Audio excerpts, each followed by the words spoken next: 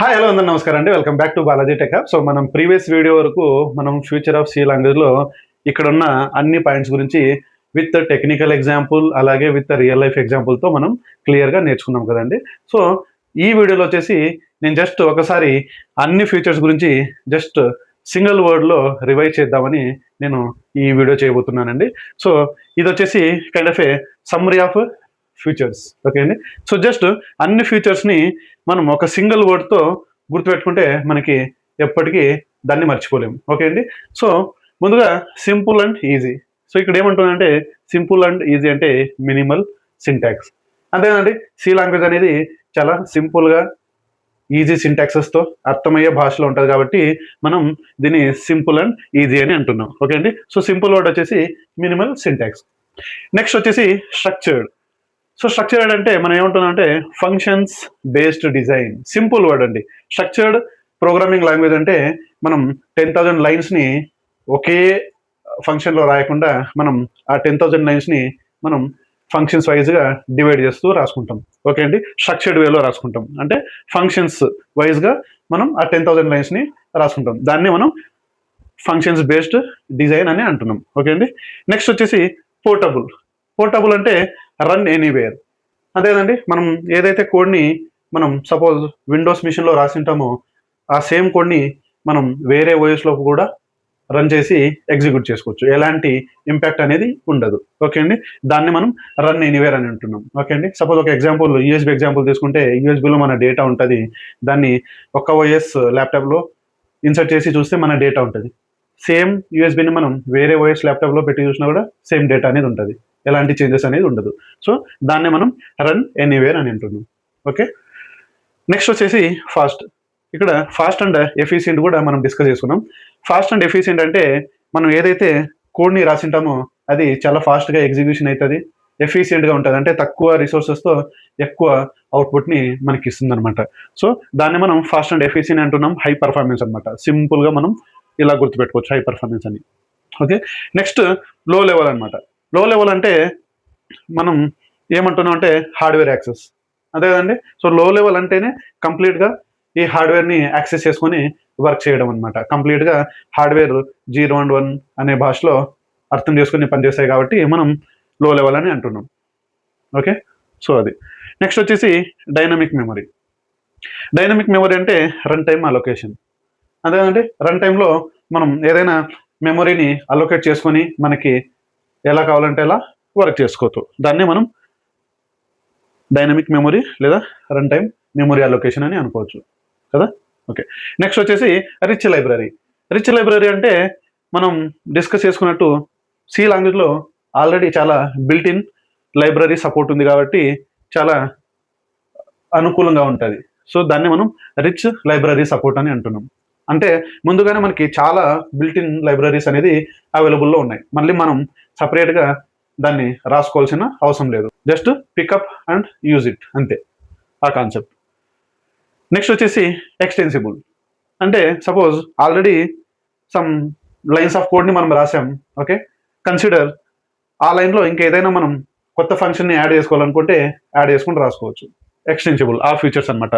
Okay. So దాన్ని మనం ఇక్కడ ఏమంటున్నాం add your own code. Okay. Next వచ్చేసి middle level language. Middle level language అంటే సి లాంగ్వేజ్ అనేది లో లెవెల్ లాంగ్వేజ్ని ప్లస్ హై లెవెల్ లాంగ్వేజ్ని రెండింటిని యాక్సెస్ చేస్తుంది. మనం ఇక్కడ ఏమనుకున్నాం లో లెవెల్ అంటే కంప్లీట్గా హార్డ్వేర్తో వర్క్ చేయడం, హై లెవెల్ అంటే హ్యూమన్ బీయింగ్కి అర్థమయ్యే విధానంలో ప్రోగ్రామింగ్ లాంగ్వేజ్ని రాసి ఉంచడం అనమాట. సో అందుకే మిడిల్ లెవెల్ అంటే హై లెవెల్ ప్లస్ లో లెవెల్ అంటే రెండు హై లెవెల్ లో లెవెల్ కాంబో అనమాట. ఓకే. నెక్స్ట్ వచ్చేసి మాడ్యులర్ అంటే డివైడెడ్ ఇంటూ పార్ట్స్. సో మనం 10,000 లైన్స్ ఆఫ్ కోడ్ని ఒకే ఫంక్షన్లో రాయకుండా మనం ఒక మాడ్యులర్ వైజ్గా మనం డివైడ్ చేసుకుంటూ రాసుకుంటే మనకి ఏదైనా రేపొద్దున ఇష్యూ వచ్చినా ఈజీగా ఐడెంటిఫై చేయడానికి చాలా అనుకూలంగా ఉంటుంది, అర్థం చేసుకోవడానికి కూడా చాలా వీలుగా ఉంటుంది. సో అదే అండి డివైడెడ్ ఇంటూ పార్ట్స్ అనమాట. నెక్స్ట్ వచ్చేసి ప్రొసీజరల్ అంటే స్టెప్ బై స్టెప్. సో ఇక్కడ ఏమంటున్నా అంటే మనం ఒక కోడ్ని రాయాలనుకోండి, మనం ఆ కోడ్ని ఎలా పడితే అలా రాయకుండా ఒక ప్రొసీజరల్ వేలో స్టెప్ బై స్టెప్ వేలో రాసుకుంటే మనకి అది అర్థం చేసుకోవడానికి కానీ రేపొద్దున ఏదైనా ఇష్యూస్ వచ్చినా దాన్ని ఐడెంటిఫై చేయడానికి చాలా అనుకూలంగా ఉంటుంది. అంతే కదంటే మనం ఒక రియల్ లైఫ్ ఎగ్జాంపుల్ కూడా మాట్లాడుకున్నాం, బిర్యానీ అనే ఎగ్జాంపుల్. ఓకే, సో మనం బిర్యానీ చేయాలనుకుంటే దానికంటే ఒక ప్రొసీజర్ ఉంటుంది, ఒక స్టెప్ బై స్టెప్ ప్రొసీజర్ అనేది చేయాలి, అప్పుడే అది సక్సెస్ అవుతుంది కదా. సో మనం ఎలా పడితే ఎలా చేస్తే అది సక్సెస్ అనేది అవ్వదు. సో దాన్ని మనం స్టెప్ బై స్టెప్ లేదా ప్రొసీజరల్ అని అంటున్నాం. ఓకే, నెక్స్ట్ వచ్చేసి స్టాటిక్ టైప్, అంటే టైప్ డిఫైన్డ్ ఎర్లీ. మనం ఏదైనా వేరియబుల్ని డిక్లేర్ చేయాలనుకోండి, ఓకే, మనం ముందుగానే దానికి అది ఏ టైప్ అనేది మనం ముందుగానే దాన్ని డిఫైన్ చేయాలా. ఓకే అండి, ముందుగానే మనం ఇంటీజరా లేదంటే క్యారెక్టరా ఫ్లోట్ అనేది మనం ముందుగానే ఆ టైప్ అనేది మనం డిఫైన్ చేసేసి పెట్టేసి ఉంటాం. దాన్ని మనం టైప్ డిఫైన్డ్ ఎర్లీ అని సింపుల్గా గుర్తుపెట్టుకోవచ్చు, లేదంటే స్టాటిక్ టైప్ అనొచ్చు. ఓకే, నెక్స్ట్ వచ్చేసి కంపైల్డ్, అంటే ప్రీ ఎగ్జిక్యూటెడ్ ట్రాన్స్లేషన్.